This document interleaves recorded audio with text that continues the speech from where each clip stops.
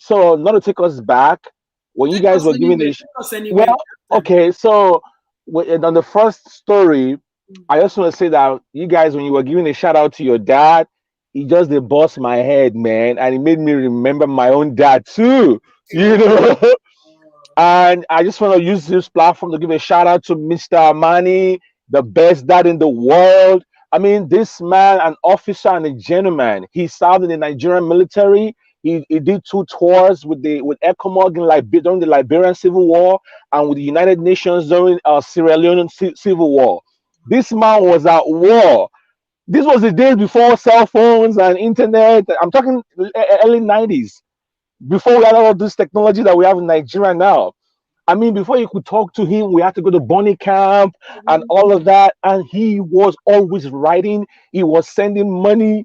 I mean, Daddy, if you one day you're gonna stumble on this platform on this video, you are the best thing that ever happened to me and my siblings in this world. Thank you, and mommy too. We love you. All Thank right. if you you. like, say we go cut this part. Go add and Post them for somewhere. Then you go say, then you know what? You can Yeah. just then when we go post this part for the channel, right? Yeah. Then Yeah. then the Father's Day video, then you go just put up for your WhatsApp status. Then maybe one Uh of your oh. people will just click. Then I'll cry. I'll show it to. I'll just send it to him. You know. Yes. That will make his day. All Yes. right. Thank you guys. As a boy, growing up as a boy without your father, you're like you're like you're like you're like a computer that does not actually know what programs to install. Oh my. You That's ready? like because I'm I'm in the technical world, so that's like the very next. Because as a man, like as a boy grows to become a man, and there's certain like stages in your life as a boy that you get to where you need your father to kind of guide you. I know for a fact. I'm even going to say something very personal. My father actually in the early 2000s tried migrating to America. So he was one of these victims of like agents who take like Nigerians from Nigeria to Abroad. Libya, and from Libya then they go to ET. But He's my right, dad didn't go to right. Libya. He first went to the country I'm currently in right now, the Netherlands, and then he tried going to London from France because there's an underwater train from France to London. I don't know if it still exists, but he was caught there, and he actually spent like 6 months in French prison. This is like personal story, That's so sad. and he was there while we were like while my mom was trying to provide for us in Nigeria, all because he wanted to like go overseas and like give us a better life. And then he said that he actually almost took his own life in prison, and what stopped him was me. Wow. He said that he just kept thinking, like, if I leave this boy alone, he knows that my younger ones, because I'm the first child, they're most likely going to look up to me. And he says that I must not turn out bad. He was just that was what was keeping him alive. He actually had a chance to stay in France and make a better life.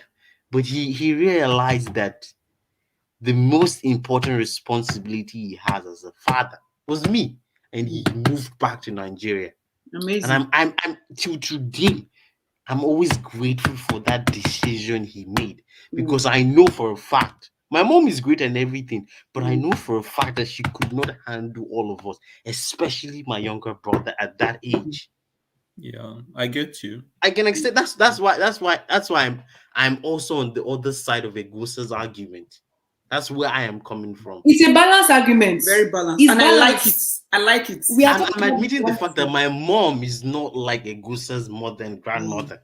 She cannot handle it. I'm not saying she's not a good mother, but she cannot handle the responsibility of raising us alone. And there are a lot of women like my mother. That's where I'm coming from. I appreciate you, Adewale, for sharing your story, because it kind of added It to gives what context to what we're talking about, and then also for the first story, first video. for the first video. Yeah, for anybody And who the might be fact watching that up to this point, sorry, Yo-Yo, and you are confused, we did a first story, my African about this, you see the picture Yeah. here. You can Yeah, go. it is connected to endurance. Yeah. Yes, Mhm. Very, very connected to connected. endurance. And you see, at the point of even the point of where Adewale's dad was also thinking of taking his life, just like Endurance was thinking of taking his life. He had to think of his purpose. Mm-hmm. The purpose why he has to be alive. And he said, my first son. It's like a son of hope. Mm-hmm. It's like if the father thought about, your father probably talked about his lineage. Mm-hmm. I thought that all the responsibility that was for him would then become Adewale's own. And that is not supposed to be so. Yeah, exactly. It's not supposed to be so. So he made the responsible decision. Yes. He made the responsible decision to come back home. Because he knows that if he makes it right for Adewale, at least if he tries his best to make it right for Adewale, at least the rest, most likely they will turn out okay. Children cannot call you at 12 a.m. in the night. They can't. The way they call our father. You know, say me, yo. My papa go yes, say, in Peking they cry. He say he dey board meeting, no go answer. Yeah, this. He dey answer. It never happened. I've never heard that. His daddy has never been too busy for anybody. Never. Instead, he will schedule appointments. Mm-hmm. You fathers that don't know the importance of nuclear family meeting. He schedules meetings ahead of time. Our father they schedule meetings ahead of time. So that we'll talk at this. Like, so you have to sit down and talk about your story. Let your children write about you. And if let them know where you are from. You have to tell them. You have to tell them the truth, because what were we doing during the 2020 quarantine? That we were doing, asking our father, what's your, tell us the history, the this, everything, all the stories you don't tell us before. Now that all of us are at home or whatever, tell us so. Let us know in total where you schooled. Mm-hmm. Who are you? Who were you as a father? Let me just say, if there's a bit of trace today, maybe we know. He not plucked from the tree. Our father dropped program and got back to the children. Yes. And we all had to approve of the program. To our great paternal grandfamily, we know the family who tree. They are. We freaking know who they are. And God bless our uncle. Yes. Who wrote a book about our own family. Yes. The elder in our family. He wrote so, but our father was able to tell us and he made sure, and our uncle made sure that book got to all the children, regardless of where you are in the world. Yes. All the children, regardless. Yes. So he told us stories.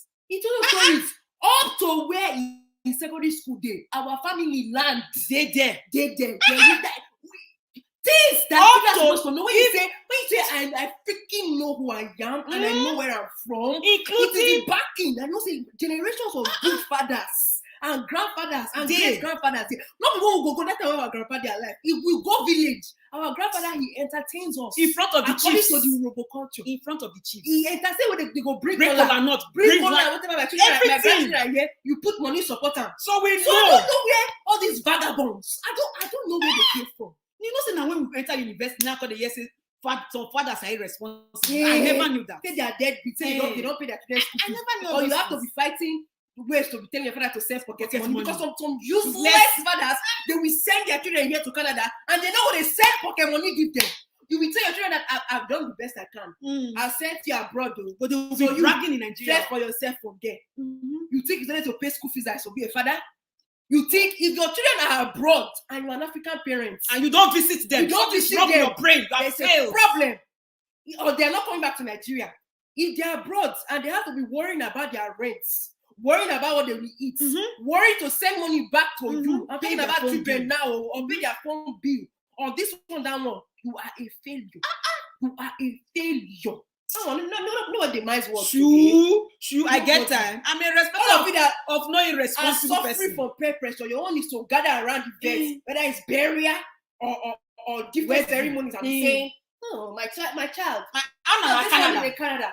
This one is in April. This one just got a job here. This one is studying medicine in America. But you are a deadbeat.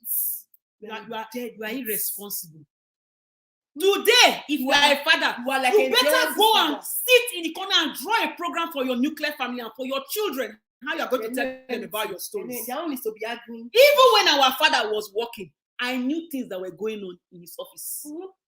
He did just us. In a crisis and whatnot. Crisis and everything. He did just us. How do you think that some of us here, when we are working, when some bosses want to do anyhow, where the experience they come from, where would they deal with it? You think that's from book? Nobody. You think that from book? Big boss.